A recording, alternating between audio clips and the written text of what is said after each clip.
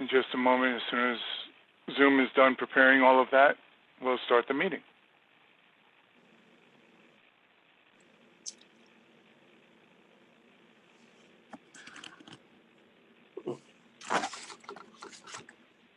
Okay, we're up and running.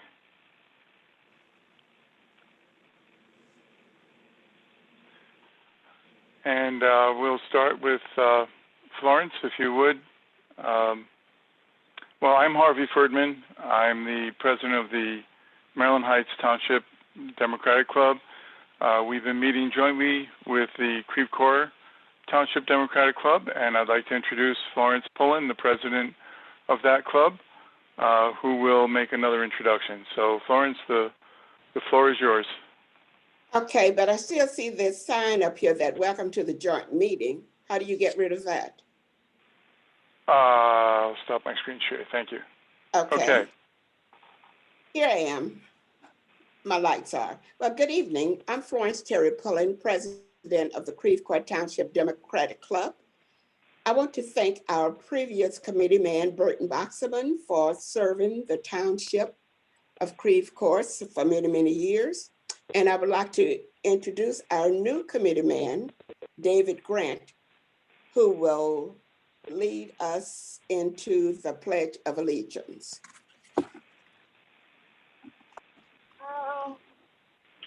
Hi, I'm David Grant. I'm the new Democratic committeeman for Creve Coeur.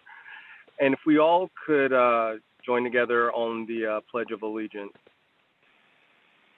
I pledge allegiance to the flag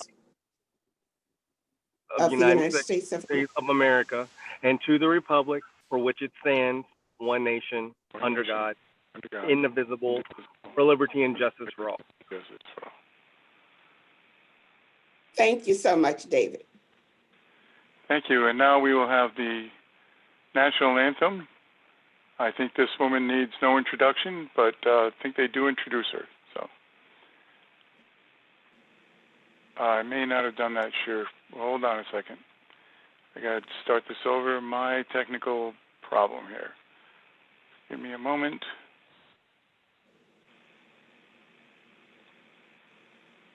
Okay. There we go. This woman needs no introduction. Performing but, today's I national think anthem, they do introduce her. she emphatically kicked off our season with her anthem on opening day. I may not so have please done welcome that, sure. the teenager who became a we could see her. I got to start this over. Sensation My on The Voice having some and continues here. to wow audiences with her moment. powerhouse vocals. Ladies and gentlemen, St. Louisan, Okay. Kennedy Holmes. There we go. This woman needs no introduction. Performing but, today's I national think anthem, they do introduce her. she emphatically kicked off our season with her anthem on opening day. I may not have Please done welcome that, sure. the teenager who became a We could see her. I got to start this over. Sensation on My The Voice having some and continues to wow audiences with her powerhouse vocals. What so proudly Ladies and gentlemen, St. Louisan, at the twilight's last gleaming, whose broad stripes and bright stars through the perilous fight o'er the ramparts we watch were so gallantly streaming. And the rockets red glare, the bombs bursting in air, gave proof through the night that our flag was still there. Oh, say does that star-spangled banner yet wave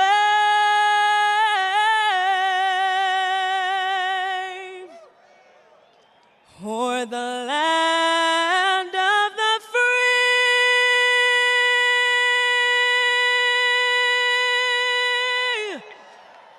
and the home of the brave.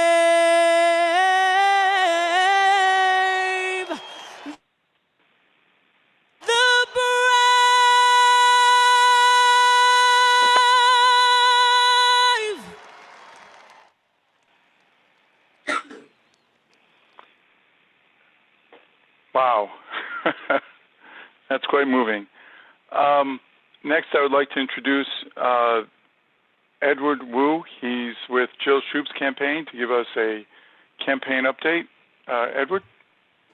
Yeah, for sure. Hi, everyone. I'm Edward. I'm a Missouri Democratic Party field organizer working with the Jill Shoup campaign, organizing in the region SD24 around Creve Coeur and Maryland Heights. I'm originally from here too. I live in Creve Coeur, so I'm really excited to be here. Sure. Wanted to share some campaign updates today with you all about the campaign. We are really excited. We just got a poll back the other day that has Jill Shoup and Ann Wagner in a statistical dead heat. This is from the House Majority PAC, found that Ann Wagner has 49% of the vote and Jill Shoup has 49% of the vote. So this race is going to be really close, and we know it. So really excited to see that. A couple of other updates. We have asked Ann Wagner's campaign for a debate, and although they've agreed to it, we are still waiting to hear back on specifics, but hopefully we'll be able to get her on a debate stage with Jill, and we'll be able to demonstrate that on a debate platform. We came out with a whole range of endorsements as well. Future President Joe Biden has endorsed us last week, Bold Democrats PAC, and in addition to that, the National Committee to Preserve Social Security and Medicare has also endorsed us last week as well. So really excited. In terms of events, we have just hosted a town hall specifically towards Jefferson County, although it is on our YouTube channel. So I would definitely check it out. Jill's talking to Adam Zoff, one of our amazing volunteers in Jefferson County, talking about the issues and stuff like that. So if you'd like to hear from Jill, you can definitely check it out there. Finally, just talking about volunteer opportunities as well. We need a lot of help moving forward. We just came out with our Get Out the Vote weekend plan, which is basically, in the last couple of weekends of October, we're going to be reaching out to folks, making sure that they have a plan to vote on November 3rd. So we need a lot of help with that. And honestly, if you want to, get involved with this campaign, if you're interested in getting a yard sign or need anything from us, feel free to shoot me an email at ewu@missouridems.org, and I can help connect. Harvey, I don't know if you wanted to ask questions, if folks have questions, but I'm free and open to answer questions with however much time I have left. Yeah, if anyone has a question, you're welcome to jump in. I think one of the questions I have is, where do you get yard signs? Sure, yeah. So in terms of yard signs, so our yard sign system is we deliver yard signs to folks. And so all folks need to do to get a yard sign from us, as you can tell, I have mine hanging in my room right now, is just reaching out to my email, ewu@missouridems.org, and I can put it in the chat as well. And I'll connect you with our yard sign folks, and we'll just deliver it to you within a couple of weeks. So that's how folks can get yard signs from us. Excellent. Thank you very much. We also have another announcement regarding yard signs, and that's that Dave and Dale Steinberg, the Maryland Heights committee people, the Creve Coeur committee people also should have them. We now have Biden-Harris signs, so if anyone's interested, please get in touch with me or Dave and Dale, or I assume Florence and David. Have you guys? You guys should be getting your signs anytime now as well. We're more than happy to share ours if there's not enough, but my understanding is that each township's getting a pretty good amount. So anyone that needs signs, get in touch with folks. They're available. This is Florence. I think Sue Meredith has signs. I do. Okay. I have 150 Biden signs and 45 Galloway signs. I've shared them with David, and we picked them up today. They're the bags that go over the rod, and if you staple them at the bottom, they won't blow off. So if you want to keep your sign on the pole on the rod that it comes with, staple them at the bottom. You can call me, come by here, send me a text, email, whatever. I'll get them to you, or David will get them to you. I'm sure Dale and David have the same thing. Yeah, we also have, this is Dave Steinberg. We also have Nicole Galloway signs in addition to the Biden-Harris signs. Excellent. And just one more announcement. I'd forgotten, Jake, I don't see you on camera anymore, but I do see that you logged in. Jake Aubuchon is also coordinating a voter registration drive. Jake, do you want to unmute yourself and talk about that for a minute?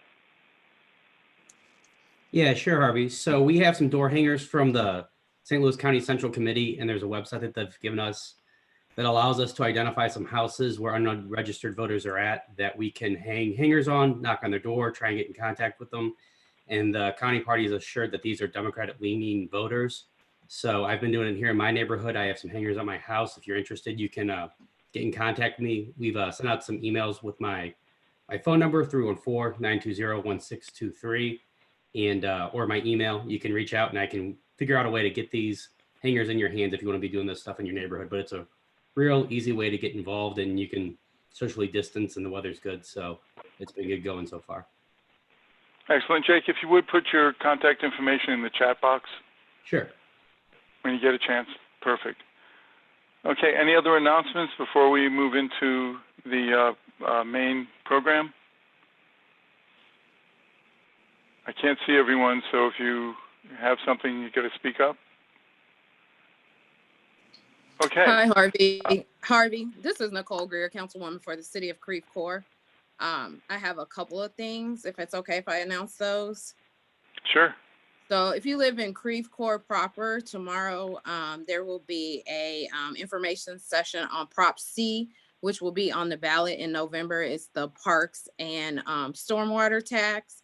I won't take up the time here to go into that, but if you want more information on that, we will have an info session on that tomorrow via Zoom. The City of Creve Coeur is hosting that. You can contact me directly for additional information on that. Also, for anyone who's interested, if you live in Creve Coeur proper near Mercy Hospital, there's going to be a town hall on Thursday for information about the Mercy expansion project. On Conway Road, a couple of the residents had some concerns. So Mercy has agreed to host a question and answer session. And then also for Creve Coeur residents, we're going to have a police town hall. A police department will be hosting a town hall on September 30th at 4 p.m. And for any of those, if you would like more information on any of those, you may contact me directly and I'd be happy to share that information. Excellent. Thank you. Thank you very much. Anyone else have any announcements? Okay, we have two speakers this evening, and it is my pleasure to turn the meeting back over to Florence to introduce our first speaker. I guess y'all can see me. Good evening again, everyone. I thought it would be a good chance for us to listen to someone who has authority on elections. And so much is going around the country where on absentee voting and everything. So I thought we would get Eric to do this. I would get Eric to do this. And Eric is a lifelong St. Louisan and has been serving as the Democratic Director of Elections in St. Louis County since 2015. Eric received a BA in Political Science from Webster University and an MPPA Public Policy Administration from the University of Missouri, St. Louis. Eric's professional life has been devoted to public service, having worked in various roles in the field of election administration since 2004. Eric is an active member of the Election Center, having obtained his CERA, which you probably explained to you, certification in 2018, and serves as co-chair of the Legislative Committee of the Missouri Association of County Clerks and Election Authorities. In his free time, Eric enjoys participating in international election observation missions and has volunteered for missions in over 10 countries, including Ukraine, Sri Lanka, and Uzbekistan. Eric's Twitter handle is at EFASTL. And Eric Fay. Eric Fay. Thank you. Okay, Thanks a lot, Florence. That was a very nice introduction. Good evening, everybody. It's really a pleasure to be here with you. I've been doing a number of Zoom meetings multiple nights a week with a lot of different township clubs and a lot of different organizations across St. Louis County, because there are a lot of questions about voting this year and how it's going to work. So I will talk just for a few minutes to try to cover the high points. And what I'd like to do is take as many questions as possible as time will permit, because I find that there quite often are quite a few questions. So to kick us off, as probably almost everybody on this call knows, tomorrow, September 22nd, is the first day of absentee voting for the November election in the state of Missouri. So people can begin coming to our office in St. Anne tomorrow to vote absentee in person. And it's also the first day we'll begin mailing the absentee and mail ballots out to people. As of this evening, we had processed about 105,000 absentee and mail-in ballot requests. And just to put that in perspective, in November of 2016, the total number of absentee ballots cast was just about 62,000. So we have we'll send them out tomorrow, but we've already received more requests for absentee ballots than we had in the 2016 presidential election, and voting hasn't even started yet. So it's a drastically changed environment here in Missouri. The state law, as some of you may know, changed earlier this year as relates to absentee voting. So there are two major changes. One, the legislature added another reason or excuse to vote by absentee ballot, and that is at risk for coronavirus. If a voter is at risk for coronavirus, if they're in an at-risk category, they can vote by absentee ballot. If a voter qualifies for that reason, or the reason that's been around a long time, that they're sick or disabled, they're caring for somebody who's sick or disabled, they do not need to have the ballot notarized, the ballot envelope notarized. The legislature also created a whole new type of ballot. They call it a mail-in ballot. It's not confusing at all. And that ballot doesn't require any excuse at all. So voters may request the mail-in ballot. They don't need an excuse, but the mail-in ballot does have to be notarized, and it can only be returned through the mail. Absentee ballots can be returned through the mail or in person to our office or to one of our satellite offices. The so-called mail-in ballots may only be returned to the office via U.S. mail. In the August election, only about 4% of all of the absentee/mail ballots were those so-called mail-in ballots. What else has been front and center? Voting on election day, just to run that down, I'm sure a lot of you experienced that earlier this year in June and August. One major change we've made to election day voting in St. Louis County is that voters may vote at any polling place in St. Louis County, as long as they're a registered voter in St. Louis County.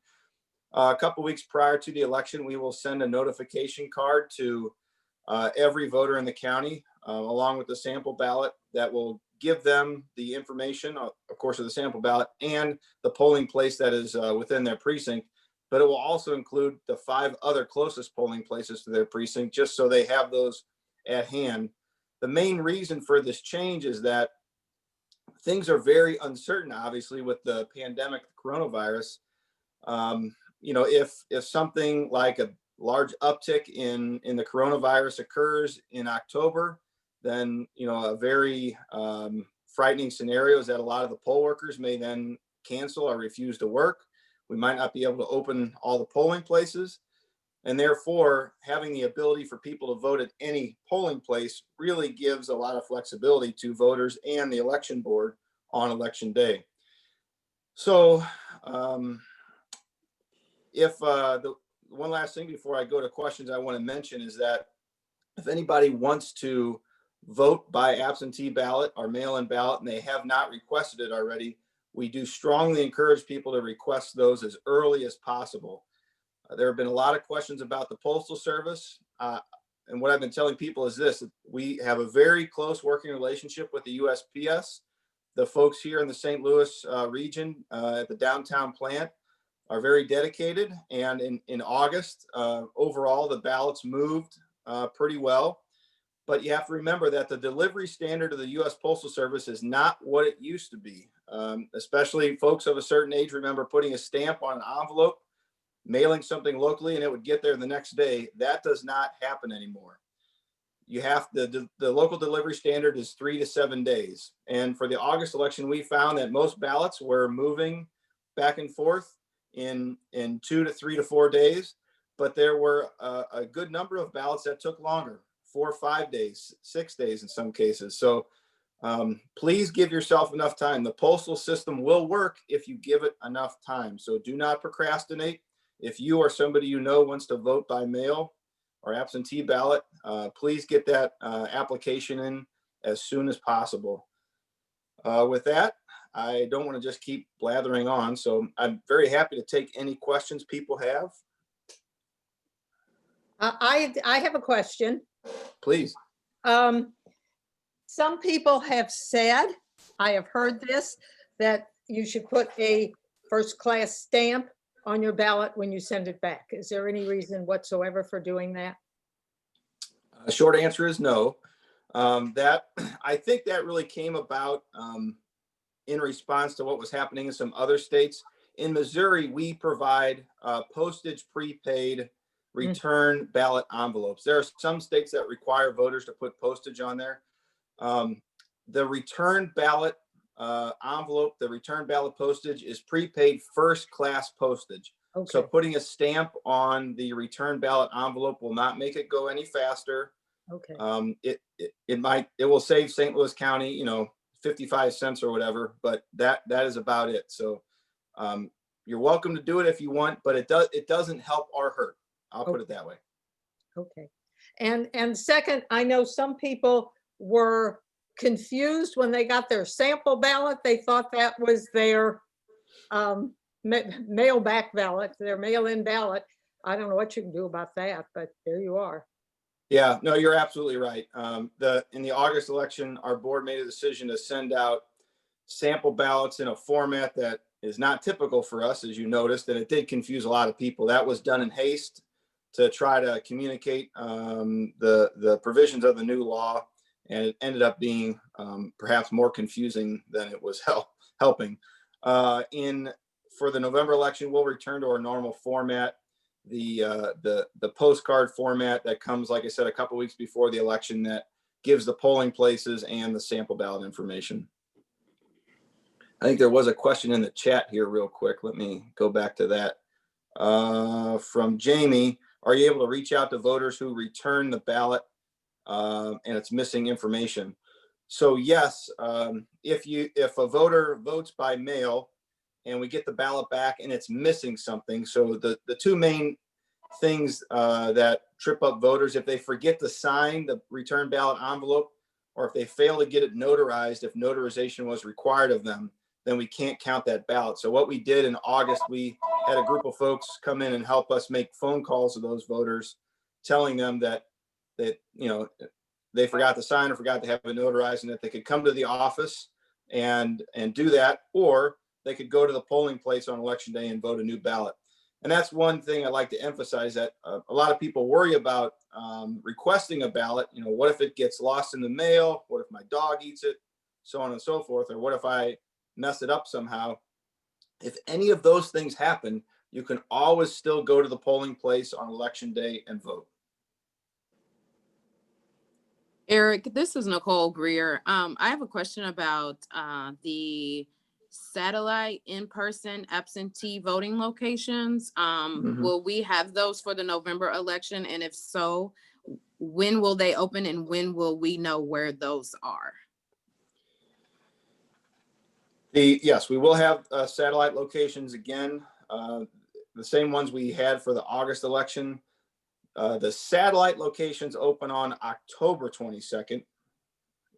Our office for absentee voting opens tomorrow, September 22nd. So our office is probably going to be the closest one for, especially the Creve Coeur folks. Some people in far western Maryland Heights Township might be a little closer to the West County Government Center, but Normally, we would have all this information up on our website. And for those of you who don't know, the St. Louis County website was the victim of a cyber attack a few weeks ago. And St. Louis County has not restored the website completely. So we don't have yet the ability to put all the things up on our website that we normally would. So again, starting on October 22nd, in addition to the main office in St. Anne, we'll have 4 satellites: the North County Rec Center up by Blackjack, the West County Government Center out in Clarkson Valley, the South County Government Center down in the Melville area, and the Mid-County Branch Library in downtown Clayton. Thank you for that clarification. And I did look for that information on the website earlier. So thank you for explaining that. Absolutely. Yep. Thank you. All right. There are a few more chat questions. I'll go ahead and take those. So this one is from Nancy. If you request an absentee ballot and decide to vote absentee in person, can you sign something to cancel the first one and then vote absentee in person? Short answer is yes.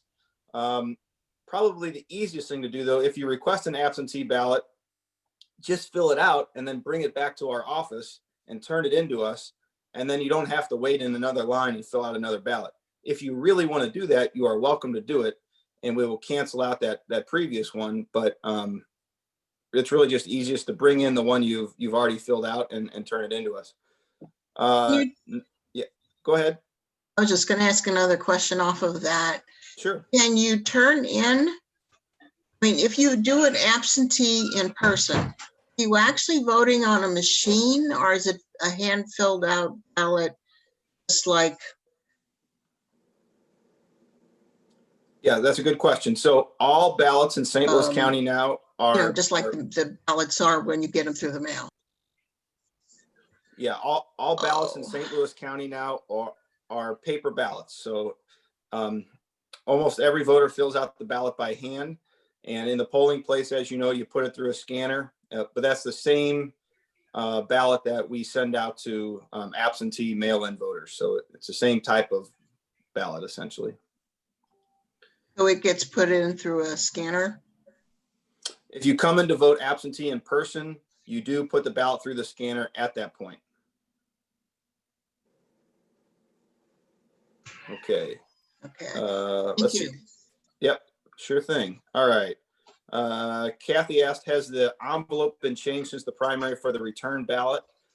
Yes, it has. The return ballot envelope, we worked with our attorney and we tried to clear up some language and make the signature block a little more prominent. So it has changed a little bit, and hopefully that will make it easier for the voters, and we'll have less phone calls to make the people who forgot to sign or forgot to notarize. Next one from Robert. If you received a mail-in ballot automatically in August, will you get one for the November election without asking? No, in Missouri, there's no provision for automatically sending people ballots. Now, what I will say, some of you probably remember back in April, we mailed applications for all 3 remaining elections in the year. And a lot of people sent all 3 applications back. And that's fine. And we kept those. Those are all on file. And as a matter of fact, we've processed them all by now, the ones that came in earlier in the year. So if you sent in an application for the November election earlier in the year, even if it was back in April, we've got it, we've processed it. And again, tomorrow we'll be mailing out the vast majority of those ballots.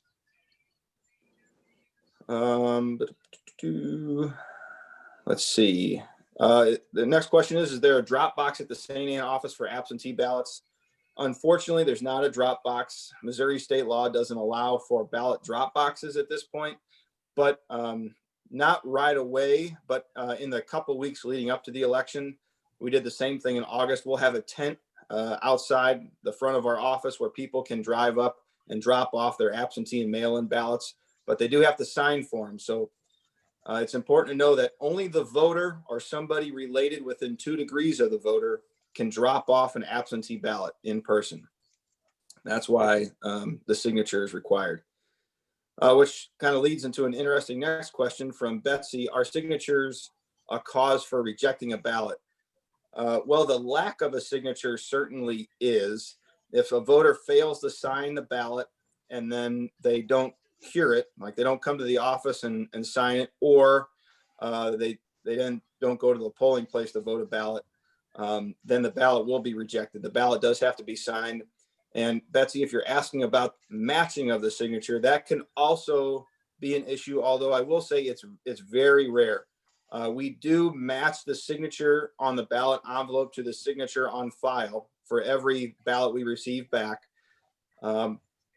But it is rare for us to reject a ballot for a signature mismatch. And again, if there was a mismatch, we would contact the voter and give them the opportunity to fix it if there was. But we understand, we look at a lot of signatures, and we understand people, their signatures change a little bit over time.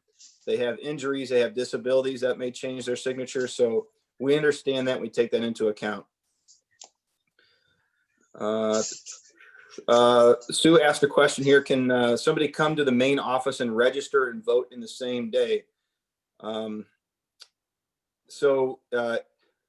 the voter registration deadline, the answer is yes. So somebody tomorrow could come to our office, register to vote, and then vote an absentee ballot if they qualify for that. The registration deadline is October 7th. Unless they're already a registered voter just changing their address, they won't be able to do that once we get to October 8th. But on that point, it's important to note that the October 7th deadline is only for new registrants. If you're just changing your address within St. Louis County, there's technically no deadline for that, although we encourage people to do it as early as possible. But if you've moved and you haven't told the election board, please do an address change with us. It's also important to know that people moving between counties, are technically new registrants. So if you move from St. Louis City to St. Louis County, you're not changing your address, you're registering in a new county, you're a new registrant, at least according to Missouri law. So it's only if you're moving within St. Louis County is there no deadline to change your address. Brian put up a link in the chat from our Facebook page where we do have the information about our satellite offices. Thanks for that, Brian. And I will say, if you don't follow us on Facebook or Twitter, we do have a lot of great information. We post daily on our social media accounts. And even when it's not right before an election, I will guarantee you that if you follow us on there, you will learn something about elections that you didn't know. So we try to keep the content fresh and interesting. Harvey asked a question here. Can a filled out absentee ballot be taken to a polling place on election day? You can take a completed absentee ballot to a polling place, but you cannot cast it at a polling place. So what I mean is, if you have your absentee ballot on election day and you don't have time to get it to the election board, you can go to your polling place, but you're going to have to surrender your ballot, meaning give it over to the poll workers. They'll spoil it, and then they're going to give you a new ballot to vote at the polling place. If you find yourself with an absentee ballot on election day, you can bring it and turn it in to the election board headquarters in St. Anne, or surrender it at a polling place. Those are your options. Let's see. Dennis asked a good question. Will mail and absentee ballots be tabulated in advance to include in the totals on election night, or will they be added later on?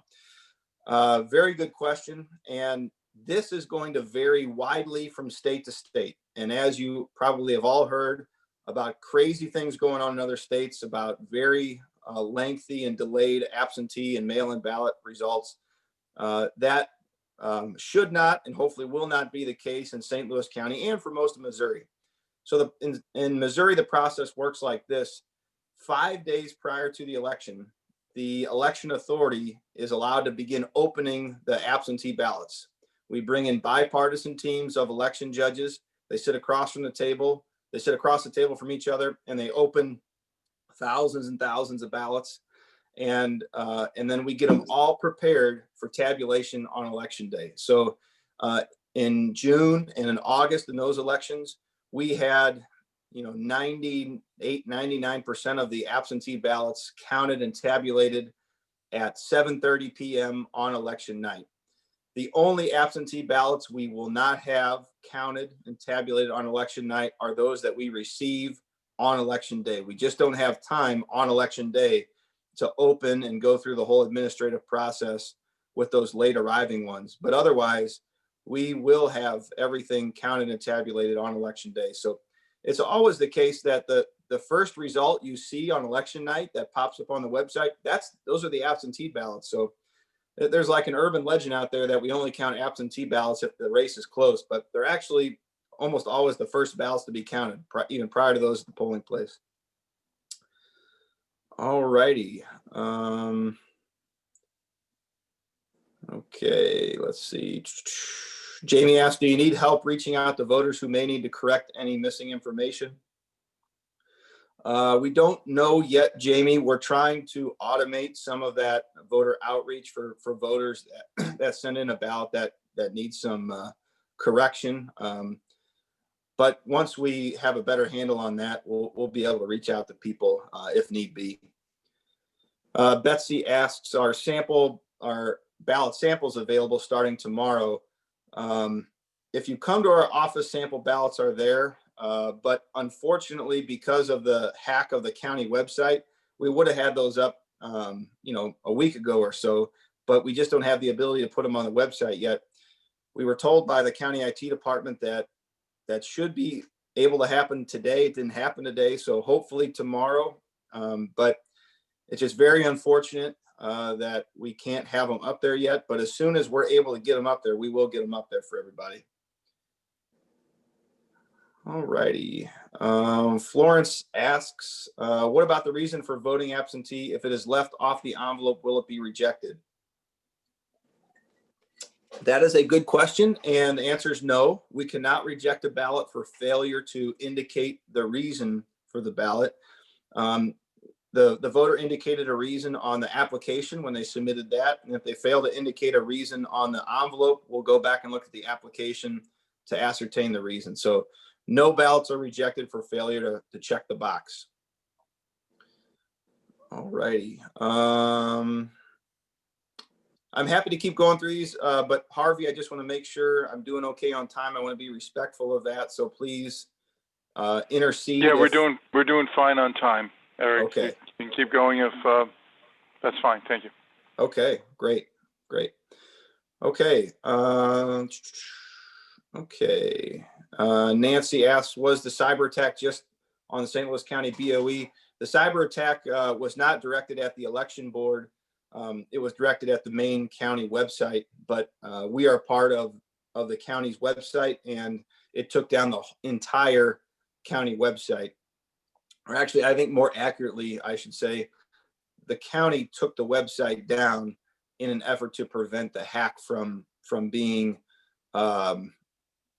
very damaging to the county operation, and to prevent any information from being compromised. But it's important to know that there is no sensitive voter or election information on the county website, or on our website, that is.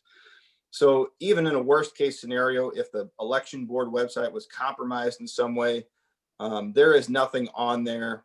There's no voter information. There's no access to the statewide voter database from our website. It's completely segregated.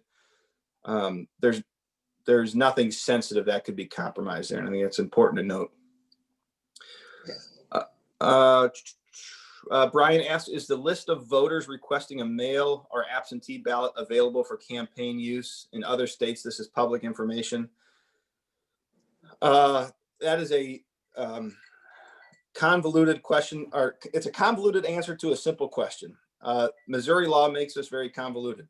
So in the few urban counties like St. Louis City, St. Louis County, Jackson County, Kansas City, we are not allowed to give out the list of people who have voted or who have applied for an absentee ballot until the Friday before the election.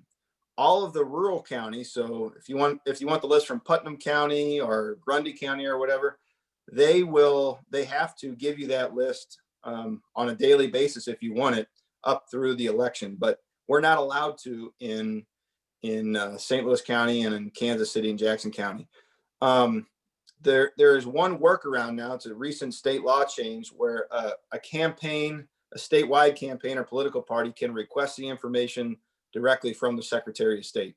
But for whatever reason, we are not allowed to give it to you in St. Louis County. Okay. Eric, this is Brian. Yes, please go ahead. Can you, is the information from the August election available? It is.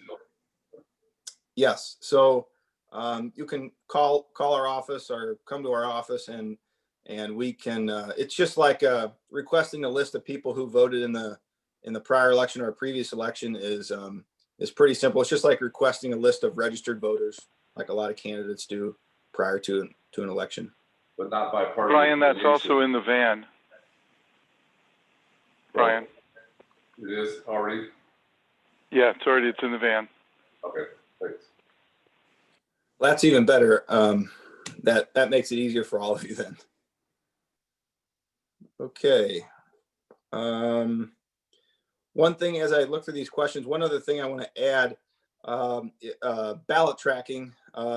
For people who request absentee or mail ballots, there's a detachable stub on those ballots with a unique tracking number. Voters can see when we have received and counted their ballot. That gives a good level of certainty to voters, so they know that their ballot actually was received and it was counted. That's something we started earlier this year and been trying to refine to make it a little better, and we'll continue to work on it. Betsy says, ask here, a PAC for Parsons sent a pre-filled absentee ballot application, I assume, today. Anything wrong with that?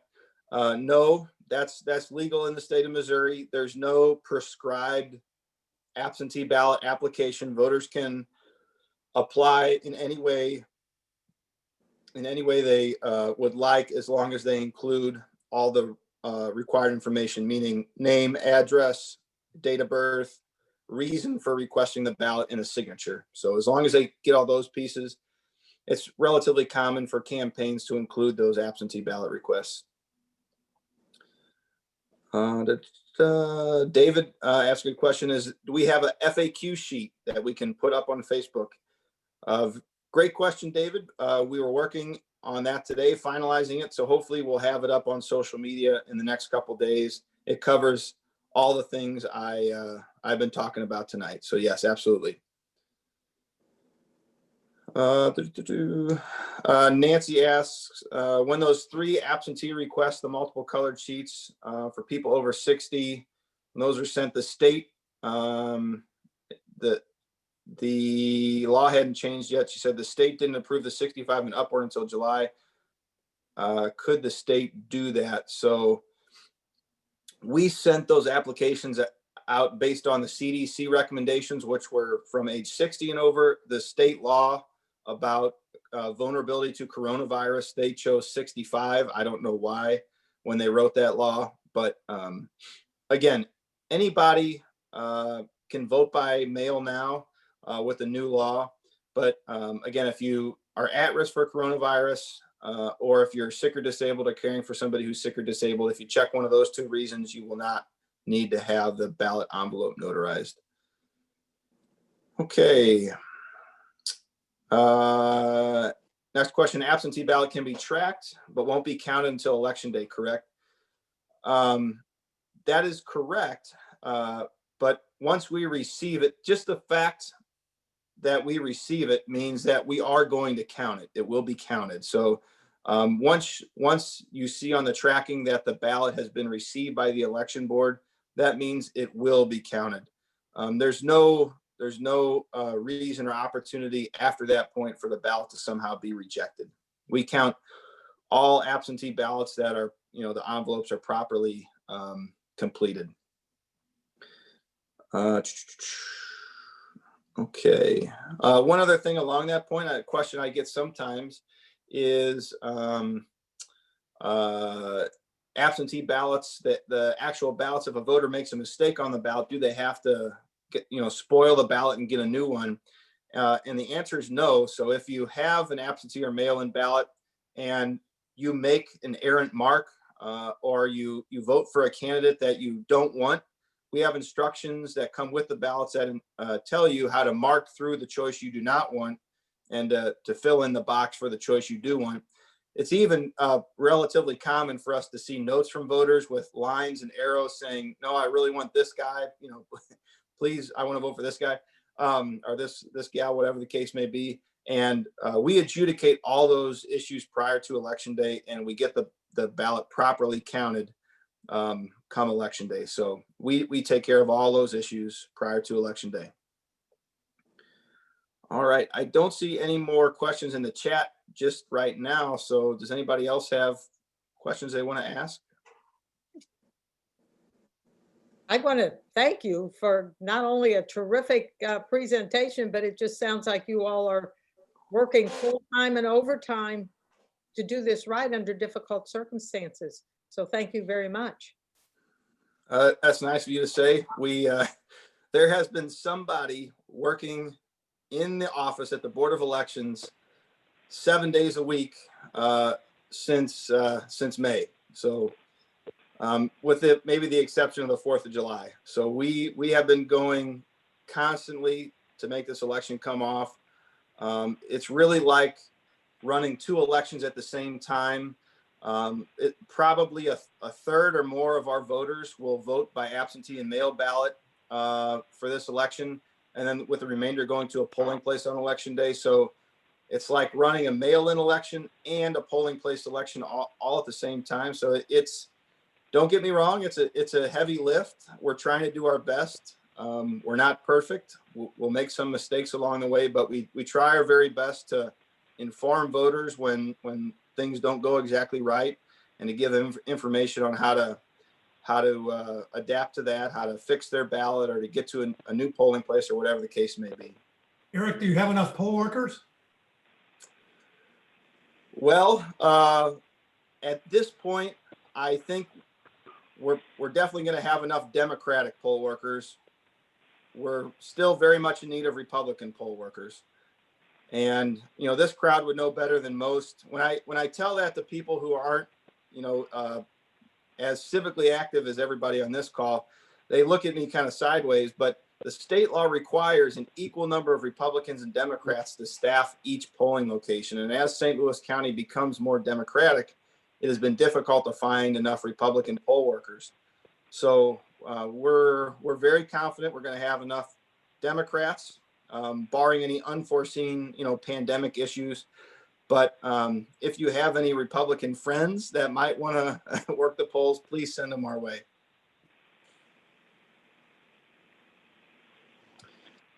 And Ruth asks here in the chat, I signed up to be a poll worker. When do you anticipate the training? All the training this election is virtual. We started the training last week, and right now we're training the people who have worked before. We're working through that list first, and then we'll start contacting new folks. It's not our preferred way of training, but in August, we started with some in-person training in very small numbers, and pretty quickly, members of our staff contracted coronavirus, and we had to stop in-person training pretty quickly. So we just felt like we couldn't take that risk again in November, because we need all of our staff to be healthy through the election. And coronavirus would be pretty devastating right now if it infiltrates our office. So all the training is online over a Zoom type platform. So hopefully that works out pretty well. But it's always better when people have a chance to come in and touch and feel the equipment, learn how to set it up and take it down. But you know, we're making the best of a not so great situation. And Dennis asks, are we making any prediction for turnout this year versus prior presidential years? I think that, you know, turnout in St. Louis County, I anticipate it to probably be higher than the 2016 election. That's my best guess right now. The August primary election turnout was almost as high as it was in August of 2018 when we had right to work on the ballot. That was in 2018 in August. That was the highest turnout we'd had in a primary in, I think, a couple decades. And that was really, again, in response to the right to work proposition. This August, other than the county executive race and Medicaid, which aren't normally huge turnout generators, we had a very similar turnout. So I think voter enthusiasm is high, as you all can probably see yourselves, and we anticipate a pretty darn high turnout. So if you don't want to stand in a line, put that absentee application in right now. And then maybe what percentage do you think for presidential year? I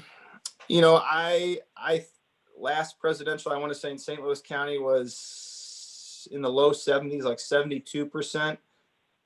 It wouldn't surprise me if we get into the high 70s, close to 80% this time around. And of course, there are parts of St. Louis County that have turnout even much higher than that on a routine basis. But yeah, I think it'll be higher. Do you have any Excellent, Eric. information? Oh, more questions. Go ahead. Yeah. Do you have any information about notary publics being available for voter signatures, to notarize ballot signatures? There are numerous organizations that are doing ballot notarization. The Secretary of State has a list on his website of notaries that are available for ballot notarization. And then also people can have their ballot notarized at our office or at one of our satellite offices when those open. So we provide that service as well. But good to know. Yeah, those are all available. Great, thanks. Yeah, just as a reminder, if you're 65 or older or involved with someone who has COVID or disabled yourself, you don't need a notary for excuse number 2 or number 7 on the absentee ballot request. Right. Absolutely right. Yep. Okay. Eric, thank you so much. I don't know if you're able to keep up with all the compliments you've been getting on the chat. It's a very complicated process to explain. You did a great job, and thank you for your service in that role. It's appreciated. Thanks for having me tonight. I was happy to do it. Okay. Yeah, you're getting applause. Our next speaker is Mary Tremmel. Mary is an organizer with Clean Missouri's No on Amendment 3 campaign. Amendment 3 will be on the November 3rd ballot and is designed to overturn the will of the voters of Missouri once again, us voters who passed the Clean Missouri Amendment in 2018. So Mary, if you would, the floor is yours. All right. Thank you folks for having me. I've got a slideshow here, so we're gonna jump right in. Yeah, as Harvey mentioned, my name is Mary Tremmel. I'm with the No on Amendment 3 campaign, and as he succinctly summed up, it is a politician protection plan. It is looking to undo the mandate that we passed in 2018 with 62% of Missourians. That kind of support does not come without bipartisan support, right? We all know that. Every single state Senate district in the state voted for fair maps that use clear data that were independent from politicians and lobbyists. But what was going on at the same time was some politicians and lobbyists were talking about overturning the will of the voters before it even passed and before it even went into effect. What they've done for the past 2 years is crafted a plan that would create safe districts for politicians and would allow gerrymandering in the Constitution. And the way they are going about it is pretty deceptive and really tricky. So we want to highlight what they're trying to do. They're putting up smoke screens and talking about it as something that eliminates all lobbying gifts, when really that is a mere $5 change in lobbying gifts, going from the $5 that we wanted and passed down to 0, but it puts in loopholes for lobbying gifts.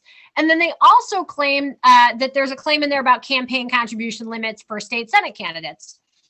And what that is it is a $100 change. So that's all they're talking about is a mere $105 change. And everything else in Amendment 3 is about redistricting.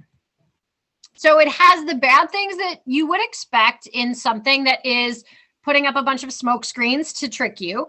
It's got more partisanship, more secrecy.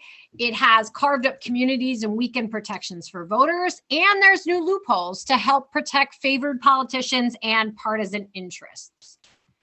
It also has some brand new things that are so extreme and radical and discriminatory. It is going to have a formula to allow for the most extreme gerrymandering in the US. There's going to be new barriers to challenging and fixing these maps in court.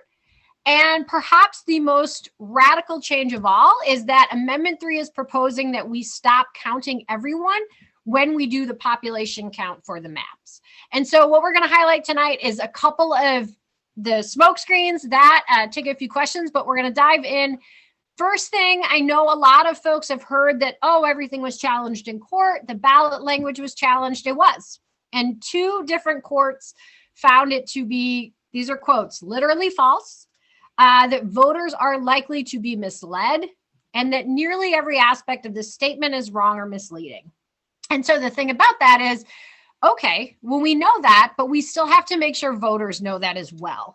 So when we're talking about voting no on 3, what we want to talk about and make sure we get across is that we need to get this message out to other voters so that when those ballots start showing up in the mail and they see that language, they know that it's the one they're voting no on because they've had a conversation with you or other people that, you know, have reached out that have told them the answer for this is no and this is why. Amendment 3, the most radical change is that it's proposing to change who counts in Missouri maps. So currently, every state in the country, including Missouri, and Missouri since 1875, counts everybody, right, when they make their maps. So the bill sponsor said during debate about Amendment 3 that they're looking at the people who are eligible to vote. That's what they want to count. And so you might be thinking, well, why does this matter? Who's not going to count and how is that discriminatory? Or you already know, but we're going to cover it anyway. So the explicit goal of the sponsors of Amendment 3 is to undo the voter-approved redistricting reforms and to replace them with a new system that is unlike anything Missouri's ever seen. So it's not just going back to before the ones we passed. It's not going back to 2011. It's not going back to 2001. It is intentionally using confusing language to change the population base for maps. And so it is looking to cut out non-eligible voters, which means they're looking and explicitly intending to cut out kids because they're under 18 and immigrants from the population when they do legislative maps. What does that look like in the numbers? That looks like of the over 6 million Missourians in our total population, a little over 4.5 are eligible voters. Amendment 3 wants to cut 1.5 million people who live in this state out of the count when they do the maps. And this way of looking at counting people is not new. It is a national groups look at things like this, and they've been looking at it for years, trying to figure out how to consolidate power. Some politicians and lobbyists are looking at this as a way to protect themselves and consolidate power. And as Thomas Hofeller, he used to be a national gerrymandering mastermind, revealed in his research memos that were then made public, this is something that would be advantageous to non-Hispanic whites. So the impact of this is that it is going to be limiting the political power of the fastest growing demographic groups across Missouri and entrenching it in white voters. And this is their goal. So they are using misleading language to have voters come in. They're going to think that $105, they're going to look at that and say, well, that looks okay. But what this is really going to do is it is going to leave 1 in 5 white Missourians out of the count when they draw these maps. It's going to leave 1 in 4 Black Missourians out of the count when they draw these maps. 1 in every 2 Latinx Missourians won't be counted, and 1 in every 2 Asian American Missourians will not be counted. And these are kids, and it's kids and non-citizens, but in Missouri, the majority of this is kids. And this is taking that political power from these growing demographic groups and it's entrenching it in white voters. It is literally eliminating people from our counts. And it's shocking when you look at it, right? 21, 28, 54, and 54%. It is looking at people in Missouri and saying that they don't matter. And so what happens with that is that representation in the legislature is going to be profoundly impacted. Growing communities with kids and families are going to lose the most. And then, if you are looking at who are these politicians going to be accountable to, and their district doesn't factor in everybody that actually lives in it, it's going to change the way that people are able to hold their politicians accountable. Not to mention that when you're looking at maps that don't count everyone, that is a portion of our history that all states at this point have moved beyond, right? This is looking at our past and putting it into our Constitution as something that they want us to do in our future. And so it's not only that, but it also is a funding issue. If you're looking at a loss of representation, it's going to decline. I mean, this is a professor of political science who is saying that a loss of representation in the legislature is going to lead to a decline in state funding. And so when communities are not counting everybody, those folks are still using resources. But on top of that, when you're looking at, revenue or companies that are moving into a state and they think, where do they want to put their headquarters? How are they going to convince their team to relocate? They don't want to invest in communities that are going backward. And the official fiscal note about Amendment 3 says, we highlight it on here, but individual local governmental entities expect significant decreased revenues of a total unknown amount. Because this is so radical that it is something that has never been done before. So factoring in what this looks like is, it's unknown, right? That's the official fiscal note. And so there's also some fine print in here that puts in, if this wasn't bad enough, there's some fine print in here that puts in some of the most extreme partisan gerrymandering in the US. So right now, the formula in the fine print, would be extreme gerrymandering. So we know that we can measure and limit gerrymandering with math. And the voter-approved rules that we passed demanded that map drawers do their mathematical best at making maps fair so that no party gets an unfair advantage, right? So Amendment 3 gives permission for politicians to rig these maps. And it does it in a couple of ways, or it does it in some pretty big ways. So what it does is right now, the maps use a measure to track how far toward one party a map can lean, so no party gets an unfair advantage. And what we approved were reforms that direct map makers to make that number as small as is practicable. What Amendment 3 does is actually says, this is how far you can go to skew these maps. So it would be worse than removing the rules requiring fair and competitive maps because it actually sets up how far they can go. And so no state house plan has been this gerrymandered in 40 years. And no state house plan has been this gerrymandered since Mississippi in 1979. So they are proposing a plan and hiding it in deceitful ballot language, a plan that sets Missouri back 40 years. On top of that, they have created unprecedented barriers to challenging these maps in court. So it does it by blocking Missouri citizens from, or making it difficult for Missouri citizens to have standing to sue over the maps. And then it also prohibits judges from throwing out illegal plans. So we need to get it across to as many people as we can that they want to vote no on Amendment 3. Oh, look at me getting ahead of myself. But again, we need to make sure Missourians understand that that ballot language that they're going to start seeing showing up in their mail is not actually what is happening with this. So that vote no on Amendment 3 calls and conversations that we're having with folks need to get, we need to bump up those numbers. So the combination of this between the radical details and the voter mandate that we passed has led to a bipartisan coalition saying no on Amendment 3. We've got folks like Reverend Dr. Starsky Wilson explicitly talking about how this weakens the power of Black and brown communities in the democratic process.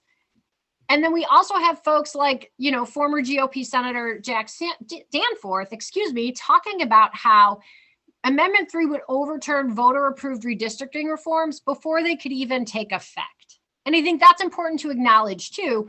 We haven't even been able to see what we voted for take effect, and they are proposing to undermine it with deceitful ballot language and tricking Missouri voters. That was my words, not his. But his quote also says that if the proposed constitutional amendment is fully enacted, Missouri's legislative maps could be more gerrymandered than any in the country, more extreme than Missouri has ever seen. And so what does this mean? It means we need your help to defeat Amendment 3. These are the social media channels you can always find us at: Facebook, Twitter, and Instagram. But what we also need, and really I'm going to, if you didn't know this was coming, I think I hit it pretty hard, but we need you to volunteer. We run phone banks. We're up to 3 a week. We're going to start having 4 a week. We've got morning, evening, and night, depending on the day of the week, what suits your schedule. We do a Zoom call where we train everybody using the ThruTalk system, which you might be familiar with. And we also have accommodations we can make for folks that ThruTalk does not work for them for a variety of reasons. We have other ways, but we have everybody train on the same Zoom call so that we can all say hello, be part of a group, and then work with your needs through that. And we run those a couple times a week. And then we also, could use donations always, right? You win when you organize people and you organize money. So cleanmissouri.org/donate, if that is the way that you want to help out. But I'm going to throw cleanmissouri.org/volunteer in the chat. And if you are ready to sign up for a volunteer shift and you want to put your name and email in the chat, I will take it right there. And then I think I have time for a few questions, so we can take some of those. But that is our big push there. Thank you, folks.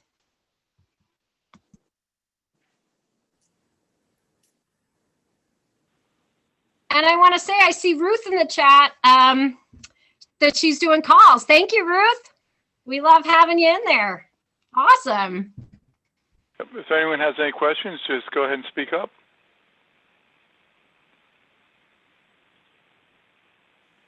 My question, Mary, was how are we doing on those calls? I mean, are we reached 10% of the voters? The system we log into, you get the number and you do something with that to get some feedback. Yeah.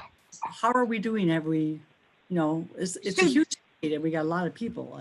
Exactly. So we're doing good, but we need to reach more. So that's why we both want to add more shifts so that we can give people more opportunities to volunteer, and then also to break up those groups in the trainings a little more so that we can target specifically. I will say, Ruth, on Saturday, we hit the most amount of calls that we've ever made. And with the ThruTalk system, what helps is that it's already, it kicks out most of the answering machines and disconnected numbers.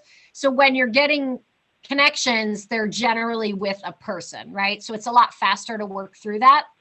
So I don't have the total numbers. Those go up with our organizing director. But we did great. Saturday, we had a huge turnout of volunteers, and we hit, it was like 500 more calls than we had ever made before. It wasn't like it was 500 calls, right? But we set a goal and then blew it out of the water. So it was really exciting. Yeah, so we're doing good. But I think, Ruth, so you're calling on No on 3. I think one of the things our volunteers really find, the feedback they come back with, is that people don't really know. And there is a lot happening in the world. Every time I say that sentence, I realize how ridiculous it sounds. However, there is a lot happening in the world and folks are busy. So when we call them and we get a chance to say Amendment 3 is using deceitful language to trick you, people are like, I do not want that. I will vote no on something that is trying to trick me, but we have to get that conversation. We have to get those conversations happening where we can talk to voters and engage them. And if you've never phone banked before, it feels overwhelming, right? The first time you do it, but it's great. we're all craving conversation. I know I'm craving conversation, I should say, but also, you know, people are more likely to pick up the phone this time around than I've ever experienced before. So it's really a chance to talk to Missourians about what's happening and make sure that they have space in their head. So when that ballot shows up, they've had a conversation before they fill that out and mail it back, or before they go absentee in person. Because I think that when I hopped on, you all were having a conversation that is right around the corner. And so we need more people to know about no on Amendment 3.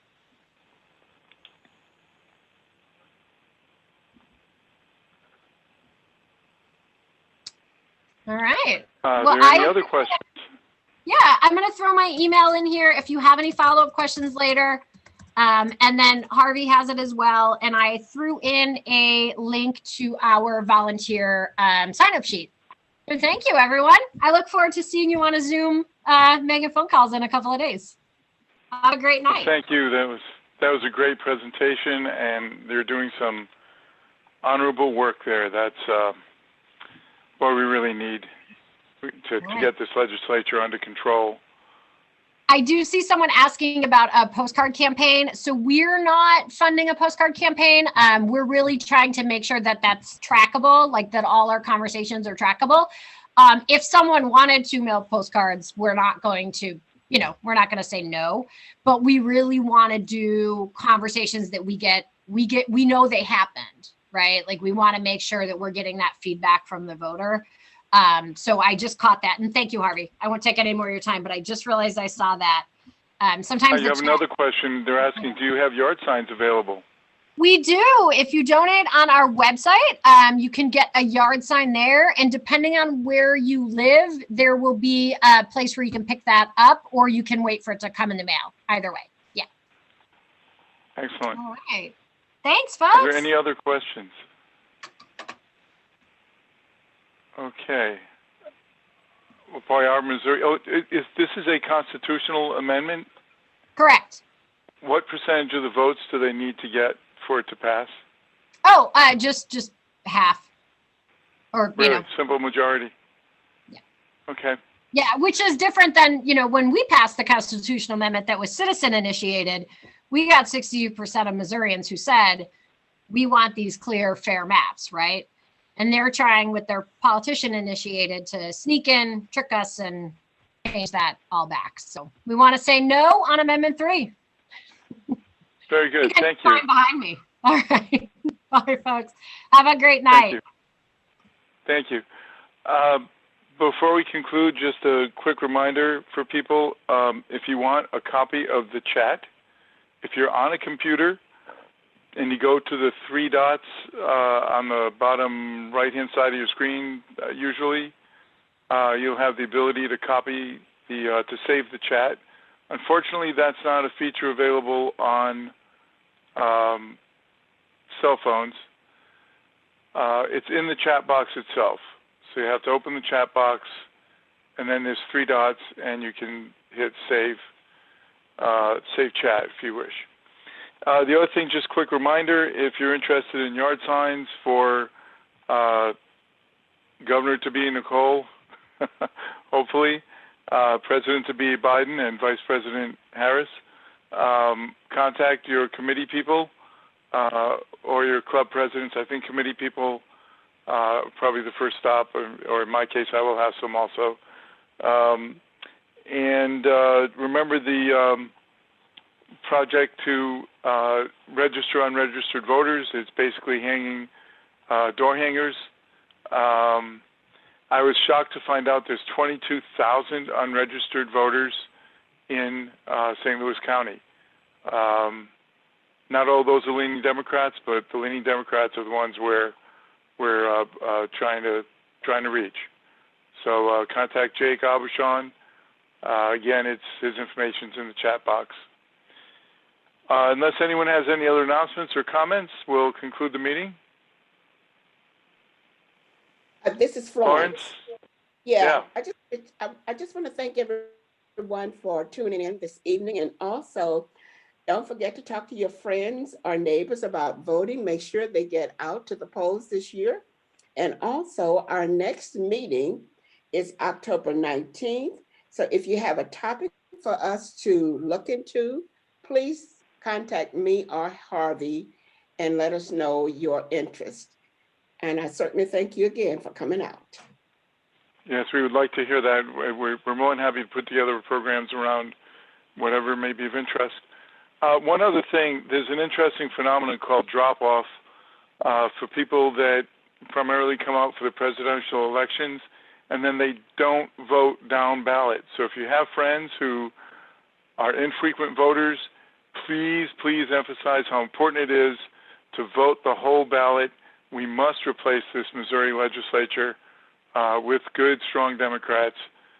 Get rid of all this hanky-panky, and the way to fix that is to make sure people are voting the whole ballot, not just at the top and walking away.